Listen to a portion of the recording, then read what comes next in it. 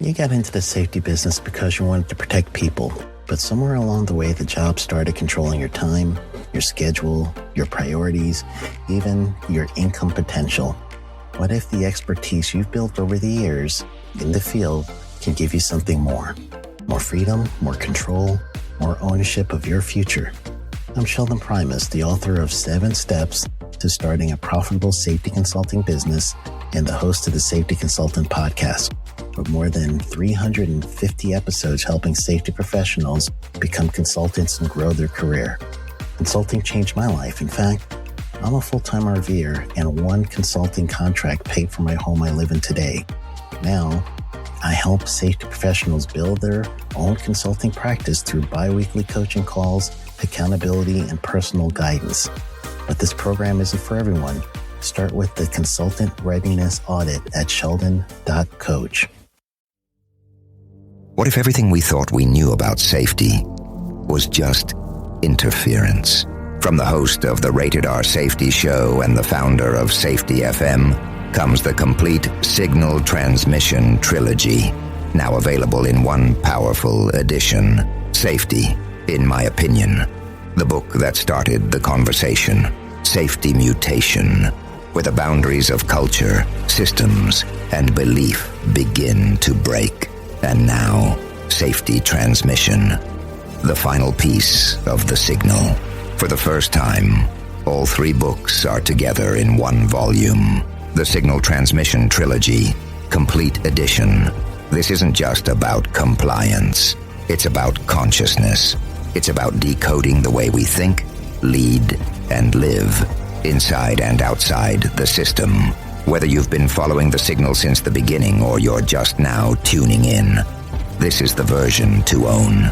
Search Signal Trilogy on Amazon or visit safetyfm.com to get your copy now.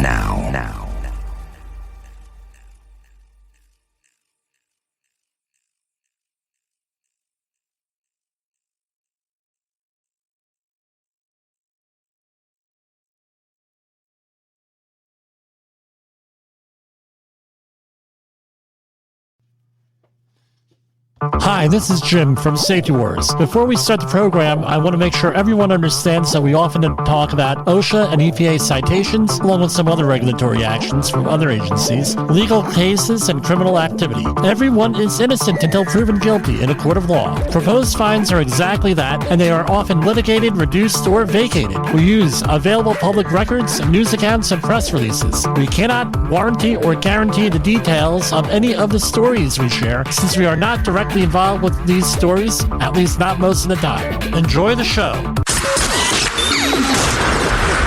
This show is brought to you by Safety FM.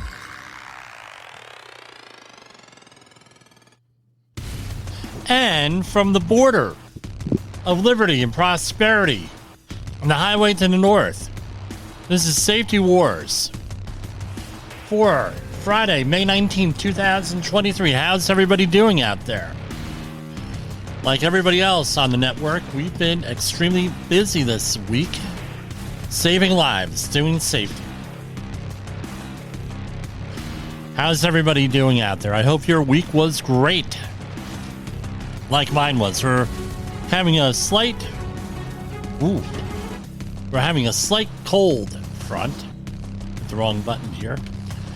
So that nice 80 and 90 degree weather we were experiencing last weekend and last week in the New York, New Jersey area was 38 degrees this morning. A little chilly, especially for May. But, we opened up the pool this week, got everything going there. It's still too cold to swim. Anyway, every time I go into the weather, it seems like I get messages from people. Move down to Florida. Move down to Texas. Move on down to Louisiana. Well, can't do that yet. Maybe in the future. So, I am going to play for you a short meeting that we recorded, a safety meeting. And I want you to bear with me because I'm going to play this clip. How long is it? About 4 minutes long of me. And then there's real commentary that comes out after it. And this is going to be a shortened program tonight. This is pre-recorded, by the way. So it's not really live. I can't really call it Safety Wars live. So I'm going to play a short program, a little bit over 4 minutes and 15 seconds. But that's not really what I'm going to switch it up. That's not really what we're going to talk about.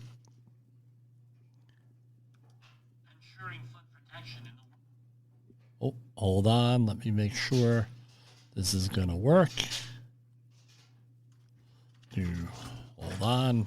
I'm sorry. Okay, we have to do something else. This is what happens with live radio.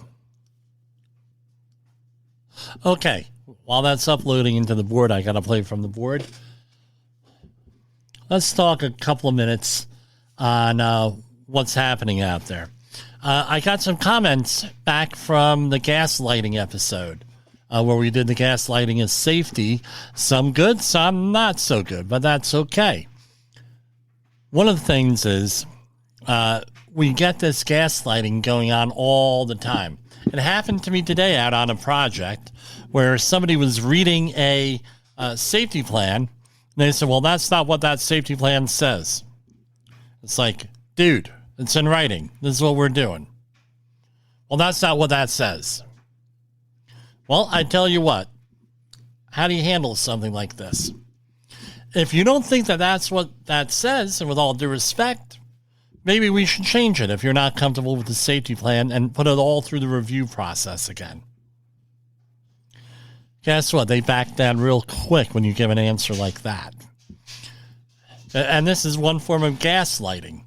Well, it says X, Y, and Z. We're going to do X, Y, and Z, and it's done safely, and it's been through multiple layers of approval. Then someone else comes out there, well, that's not what that says. Well, I told them, I said, I tell you what, why don't we get the people on the phone that approve this, who are your bosses, which is your boss, and your boss's boss, and we'll see if they're okay. And I said, by the way, I'm not the one who wrote this. You came from your company. Guess what? They drop it like a hot potato.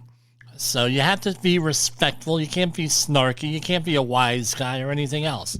Other parts were that a lot of people felt triggered. And I put a trigger warning on there if you look at the description on all of this stuff, because some people do get triggered. This upsets a lot of people. There was a story on LinkedIn today, a meme, where somebody, they had an engineer yelling at the safety guy, safety, shut everything down, blah, blah, blah, blah, blah. And people had snarky remarks. I said, look, none of that's constructive.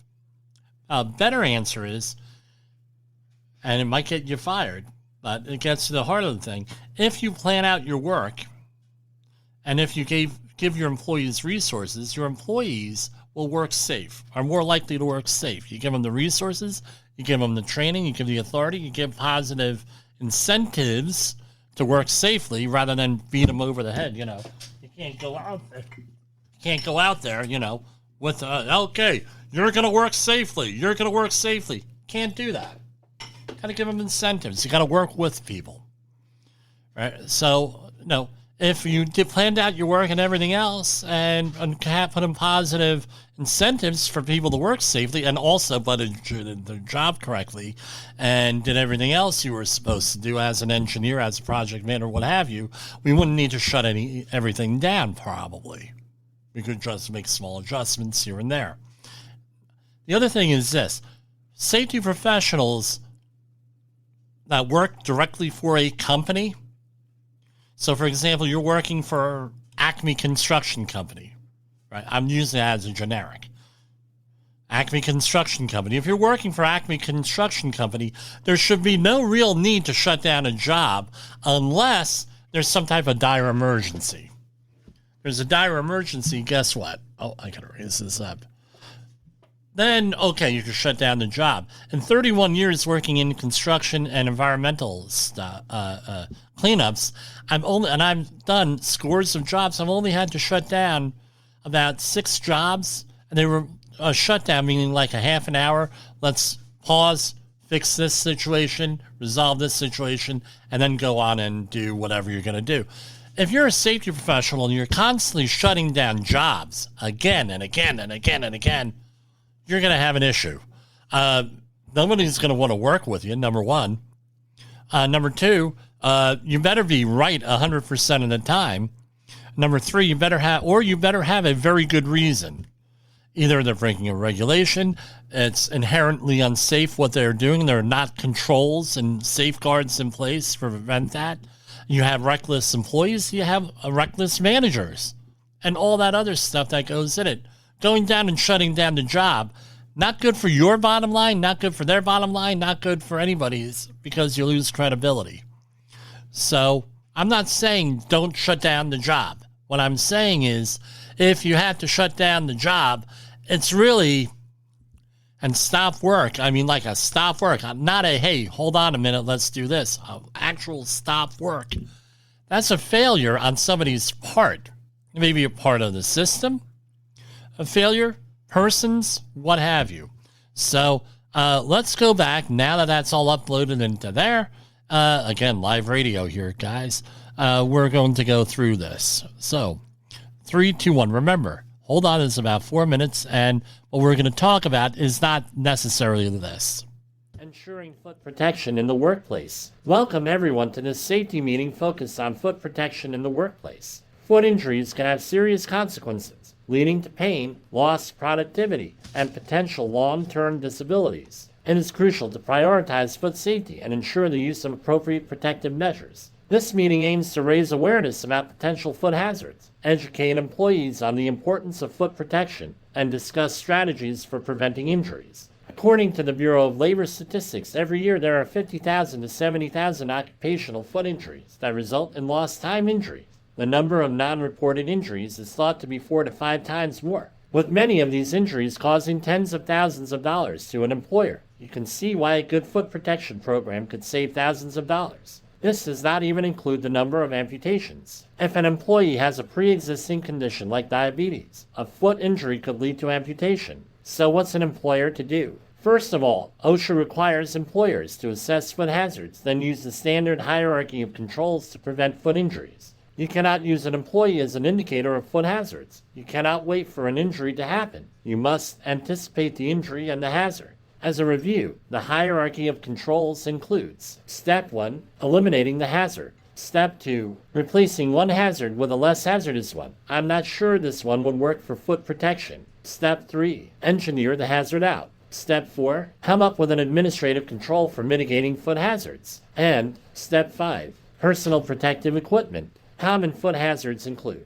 falling or rolling objects, punctures from sharp objects, crushing or compression injuries, slip, trip, and fall hazards, exposure to extreme temperatures or chemicals. After identifying the foot hazards, and if they cannot be eliminated, then as appropriate foot protection. Foot protection comes in several forms and has several attributes. Steel, composite toe footwear is part of the basic foot protection and might include work boots or shoes or even sneakers. Some of the attributes of foot protection include 1. We already mentioned steel or composite toe. 2. Puncture-resistant soles. 3. Static dissipating or conductive if electrostatic discharges are of concern. 4. Chemical protection, which is usually neoprene, PVC, or latex. 5. Metatarsal guards. 6. Steel caps that go over your shoes for if you are jackhammering, for example. An easy way of identifying safety shoes is to check the tags of the shoe or boot and see if there is an STM, that is the American Society of Testing Materials, rating on the label.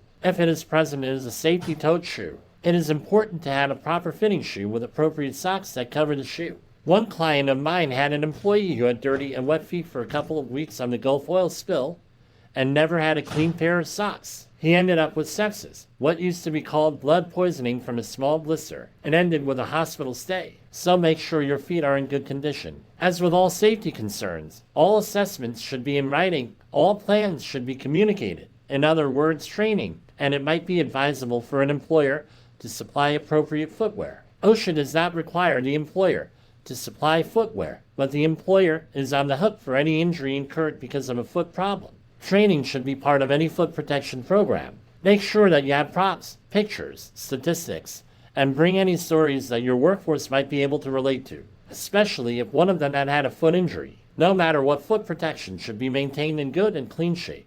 In conclusion, foot protection is a critical aspect of workplace safety. By understanding foot hazards, selecting appropriate protective equipment, implementing effective policies, engaging employees, and focusing on continuous improvement, we can significantly reduce the risk of foot injuries in our workplace. Remember, foot safety is a shared responsibility that requires the commitment and participation of every employee. Let's prioritize foot protection and ensure that everyone goes home safely at the end of each workday. Thank you for your attention and dedication to maintaining a safe working environment. See you in the field. Okay, this is a little bit of an announcement for you folks. That was not me. It was me, but it wasn't me. Jim, what are you talking about? That doesn't make sense. What are you talking about? That's not you. What you have just experienced is a safety meeting that was about 60% generated, the text of it was generated by AI. The voice on there was mine, and I inputted it into a consumer grade, right? Not a professional, but a consumer grade voiceover program where you are able to give your voice, and the more you speak, that was around 45 minutes worth of text. Worth of speech I inputted into it. If you get up to about 8 or 9 hours worth of speech into that, right, it's supposed to come out near perfect. You have just been replaced, safety professionals. Right now, this is a huge controversy in our society. That's artificial intelligence. We used to joke years ago that somebody had artificial intelligence, that they thought that they were smart. And really, they weren't. And what's the point here?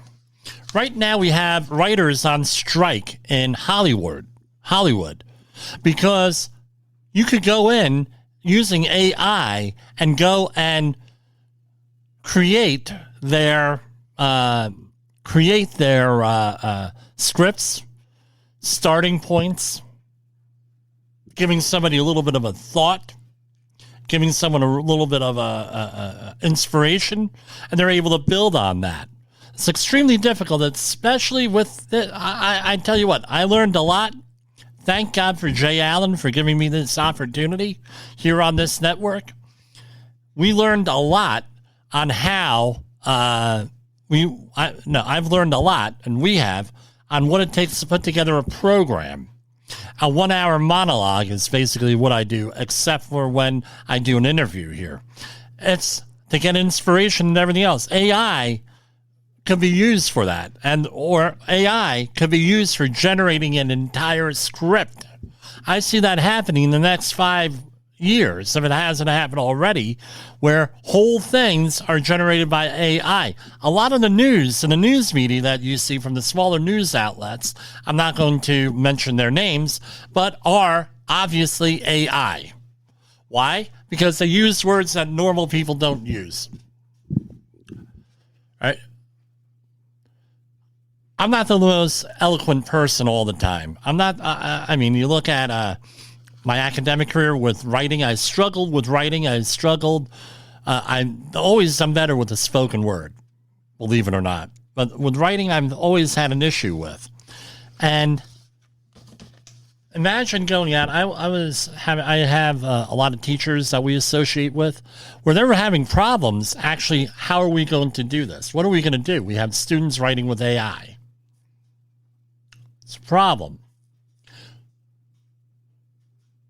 So there are some workarounds they're putting in place. For example, an annotated bibliography, where you have a bibliography and you have to actually explain what every one of the articles read. I believe that's what they call them, annotated bibliography. So it would be like, well, I got this from the New York Times, May 13th, 2001, and then you would have to go and you'd have to explain what that was and have a summary of that article or that book or what have you, what you're quoting. That's one way that somebody that they're going to have that, a workaround. Another workaround that they're talking about are rough drafts included with every assignment that you get in school. So there had better be a history going in there of drafts so you can do it. There are, I'm sure, going to be other workarounds. This has been an issue going on for a long time with websites like Wikipedia, which may or may not be accurate depending on who does the article and motivations and everything else. But I see this as an existential threat to our industry. But not all is bad, because one, we're going to lose jobs, and on the other hand, the point of our industry is for people to work safe. It's getting to the point where you can write a whole safety plan with AI, a basic one, not anything more specific. But now you're having an issue of, guess what? Does it apply to what we're doing? Maybe, maybe not. That's where we still have to have a safety professional or a PIC, person in charge, who's able to figure things out, competent person, that sort of thing. So here I have a whole bunch of articles here on this. Let me run through a couple of them. So here we have, and again, these are from mainstream news and I'll mention where it's coming from.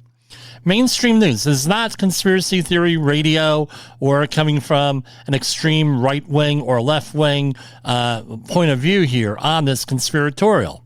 Here we have a story from CNBC, right? Cable NBC. They used to have their offices not too far away from here in New Jersey. A secret annual meeting attended by the world's elite has AI at the top of the agenda. And this is from an article by Karen Gilchrist, May 18, 2023. That's yesterday. OpenAI CEO Sam Altman will join forces with key leadership from Microsoft, DeepMind, Google on Thursday as the secretive Bilderberg meeting kickstarts. So Bilderberg meeting, what is that? That has been since, I believe it's 1957, a secret meeting of politicians, including the British royal family, the president often of this country, and senior government officials, as well as all over the world, meet and they join and they have meetings. The problem is, for us as Americans, we have an Open Public Records Act where if we're going in and there's official government policy being discussed, that's supposed to be on the record, unless it's classified or national security, that sort of thing. So it's a problem for our people to be over there. But here you have people along the lines of the Other Wars website that go nuts over this. And who knows? They discuss all different types of stuff over here. God knows what. AI is one of them. They never release the minutes of the meeting. They do release the agenda.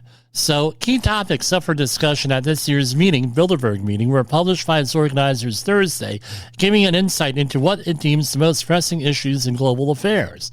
AI, all right, we're talking about it.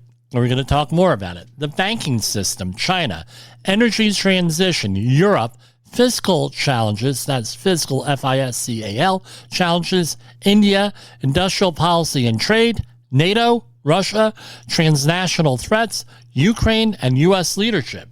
Okay, so why are they talking about U.S. leadership? I don't know. What are they saying? I don't know. The talks come as the rollout of artificial intelligence tools such as OpenAI's ChatGPT and Google's Bard have added to the mounting concerns around the rapid development of technology, with Altman called to testify before the U.S. Senate on Tuesday. Okay, what is Bilderberg? Okay, 1954, foster dialogue between Europe and North America. Today, around 2/3 of participants come from Europe, and the rest from North America, with approximately a quarter from politics and government, and the remainder from other fields. Around 1/5 of the people are women. And as ever, discretion is the key. Attendees take part as individuals rather than any official capacity. No official detailed agenda is disclosed. So they're not there. That's how they get around the laws. Bilderberg meeting is a forum of informal discussions around major issues. All right. So secrecy always breeds issues. Here's another article. This one is from BMJ Journals. Here. Okay. Threats by artificial intelligence to human health and human existence. I'm going to read the abstract here. This is an article by Frederick Federspiel, Ruth Mitchell, Aisha Osoken, Carlos Umana, and David McCoy. While artificial intelligence, AI, offers promising solutions in healthcare, it also poses a number of threats to human health and well-being via social, political, economic, and security-related determinants of health. We describe three main ways. Misused narrow AI serves as a threat to human health through increasing opportunities for control and manipulation of people. What's our byline here? Don't be manipulated, be educated. Through increasing opportunities for control and manipulation of people, enhancing and dehumanizing lethal weapon capacity.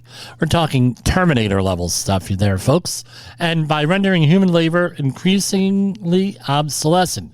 We talked, and the Pope talked about it last week, about demographic issues, and there were also demographic issues all over the place. There are articles. It's in the mainstream.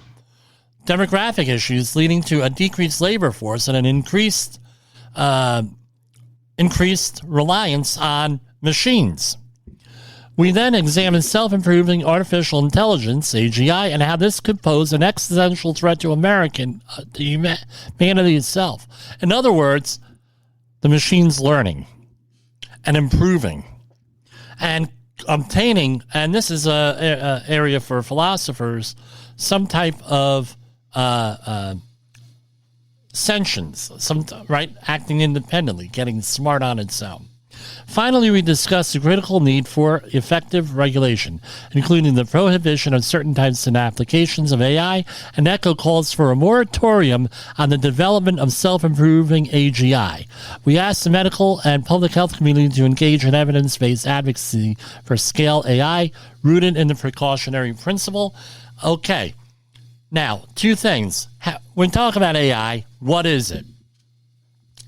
I want you to picture in your mind. All right. Come out with a sentence. It's a beautiful day. The sky is, figure it out. Fill in the blank. How do you answer that? I've asked this question when artificial intelligence has come up in some of the meetings I've attended. And again, meetings with clients.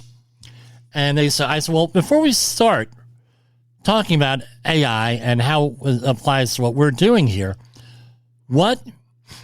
how do you complete that sentence?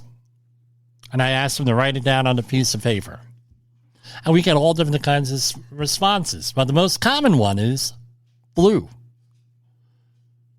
So if you ask AI a question to complete the answer here, they would most likely go search the internet or whatever database they're connected to, find out what people are most likely to say, and that would be the answer. It would be blue.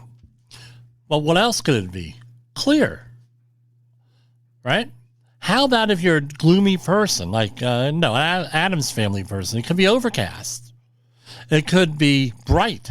It could be azure, right? If you want to talk about the real color of the sky being blue, it's actually azure.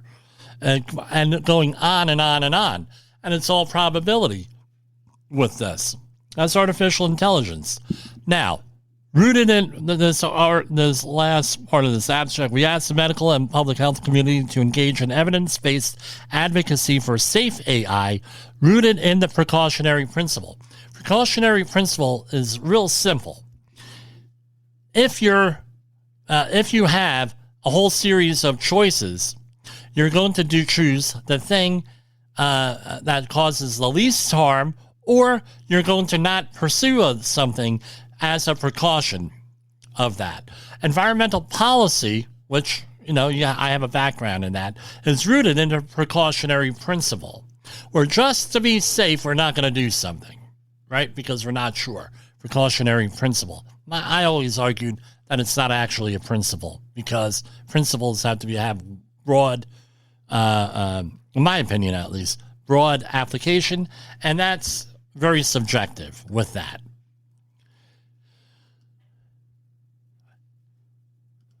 Here we have other stories here. So that was, here we go. There's a damn good chance, this is from Popular Mechanics, not a conspiracy theory place. There's a damn good chance AI will destroy humanity, researchers say in a new study. But on the bright side, there are some things we can do to prevent that outcome, maybe. And this is from October 14th, 2022, article by Caroline Delbert. A new paper explains that we'll have to be careful and thorough when programming future AI, or it could have dire consequences for humanity. The paper lays out the specific dangers and the assumptions we can definitively make about certain kinds of self-learning, reward-oriented AI. We have the tools and knowledge to help avoid some of these problems, but not all of them. So we should proceed with caution. In a new research, scientists tackle, and this is from an article in Oxford University, Australian National University, explain a fundamental pain point of the design of AI, right? Given few assumptions, we argue that it will encounter a fundamental ambiguity in the data about its goal. For example, if we provide a large reward to indicate that something about the world is satisfactory to us, it may hypothesize that what satisfied us was the sending of the reward itself. No observation could review that. You also go into, right, will AI go haywire and begin trying to turn humans into paper clips, or whatever else the extreme reductio ad absurdum version is? Reductio ad absurdum, right? Latin, of this goal. And most importantly, how can we prevent it? And it quotes one of my favorite movies, The Matrix, as an example of a dystopian AI. Another one, right? So the thing is, it goes haywire. It's sort of like that genie out of the bottle, that evil genie that you go and you tell, and you make a wish, and then it gives you the absurd end of that wish. Been a lot of TV shows about that, right? Things going way, like in the Twilight Zone, in many of its incarnations and things of that nature, and the X-Files episode with that, right? With that scenario, there was a program. But anyway, this is and the article here, it's hard to overstate just how important this kind of research is. There's a major thought exercise in the field of AI ethics and philosophy run amok. I can't say that. Run amok, right? So that's it. Here we have one from a couple weeks ago, New York Times article, Cade Metz from May 1st, and it was updated May 7th of this year. So this describes a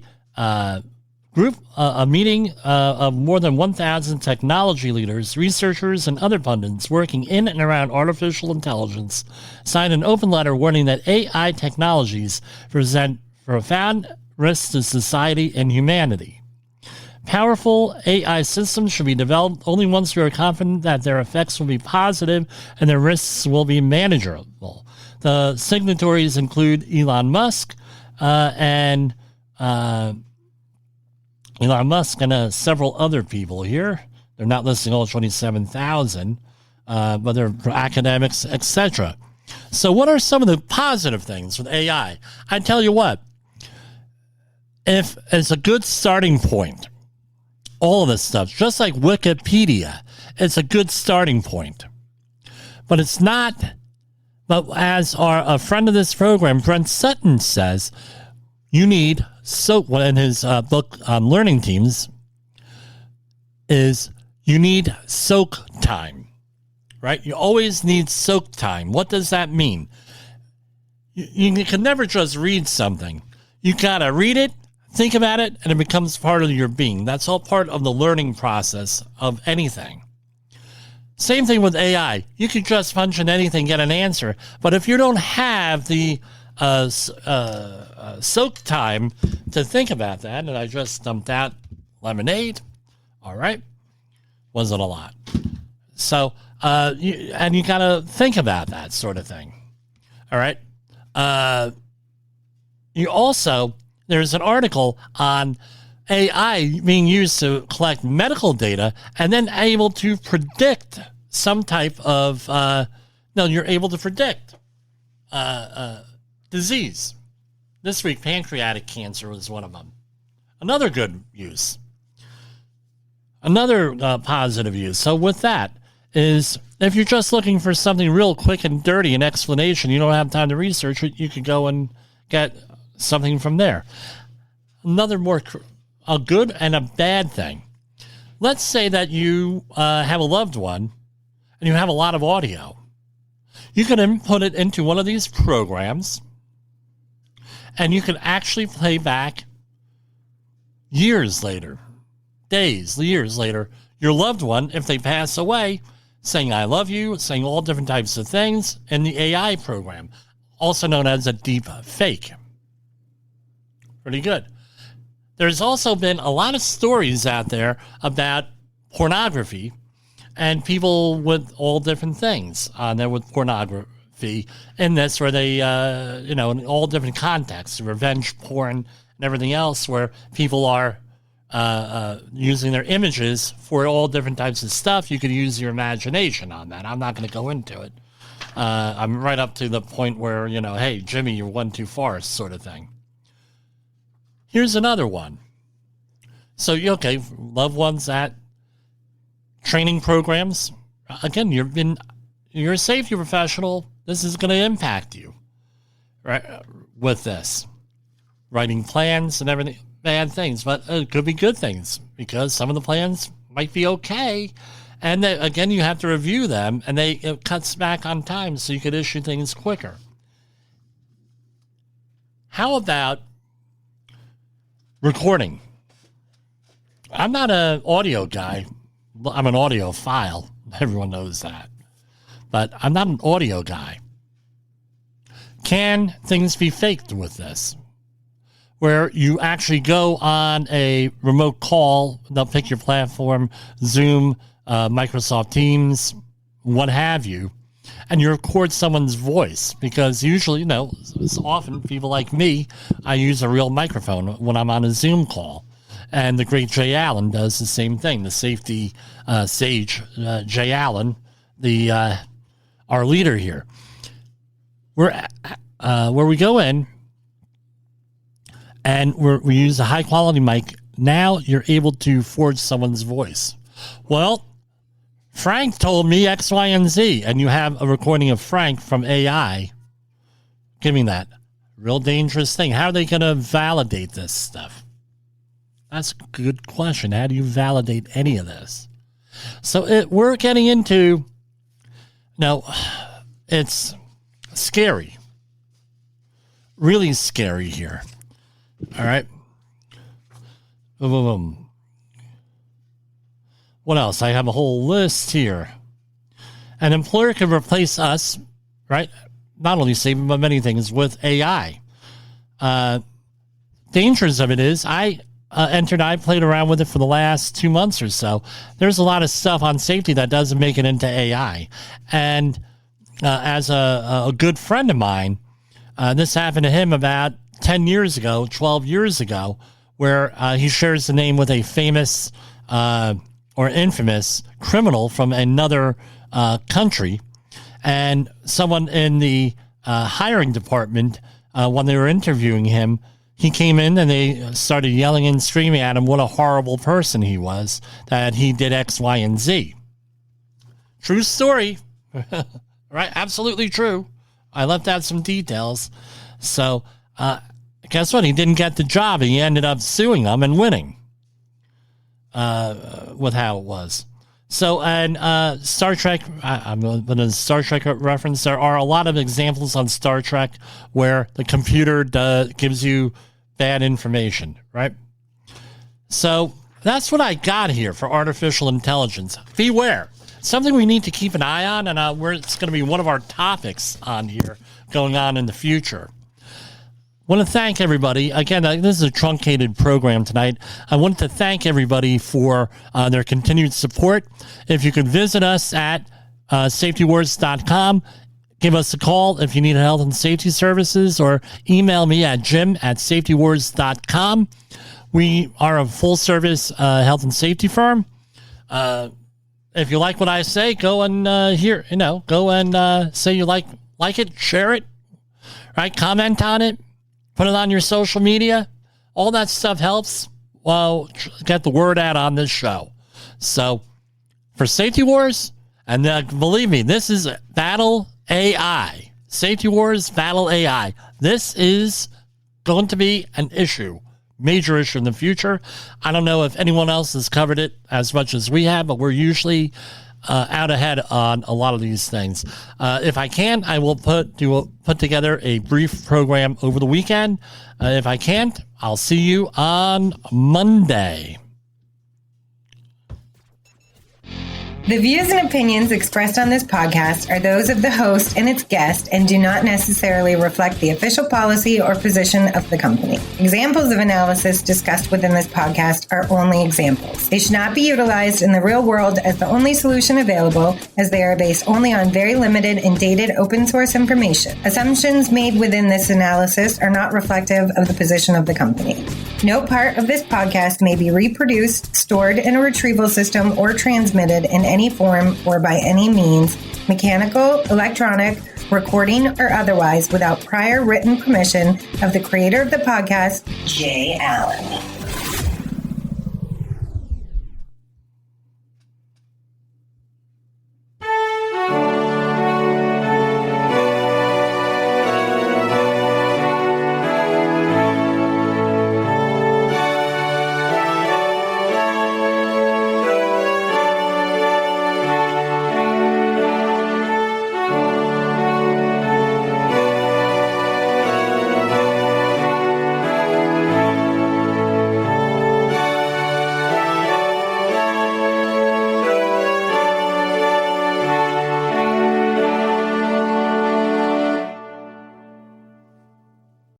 You got into the safety business because you wanted to protect people, but somewhere along the way, the job started controlling your time, your schedule, your priorities, even your income potential. What if the expertise you've built over the years in the field can give you something more? More freedom, more control, more ownership of your future. I'm Sheldon Primus, the author of 7 Steps to Starting a Profitable Safety Consulting Business and the host of the Safety Consultant Podcast, with more than 350 episodes helping safety professionals become consultants and grow their career. Consulting changed my life. In fact, I'm a full-time RVer, and one consulting contract paid for my home I live in today. Now, I help safety professionals build their own consulting practice through bi-weekly coaching calls, accountability, and personal guidance. But this program isn't for everyone. Start with the Consultant Readiness Audit at sheldon.coach. What if everything we thought we knew about safety was just interference? From the host of the Rated R Safety Show and the founder of Safety FM comes the complete signal transmission trilogy, now available in one powerful edition. Safety, in my opinion, the book that started the conversation. Safety Mutation, where the boundaries of culture, systems, and belief begin to break. And now, Safety Transmission, the final piece of the signal. For the first time, all 3 books are together in one volume. The Signal Transmission Trilogy, Complete Edition. This isn't just about compliance. It's about consciousness. It's about decoding the way we think, lead, and live, inside and outside the system. Whether you've been following the signal since the beginning or you're just now tuning in, this is the version to own. Search Signal Trilogy on Amazon or visit safetyfm.com to get your copy now.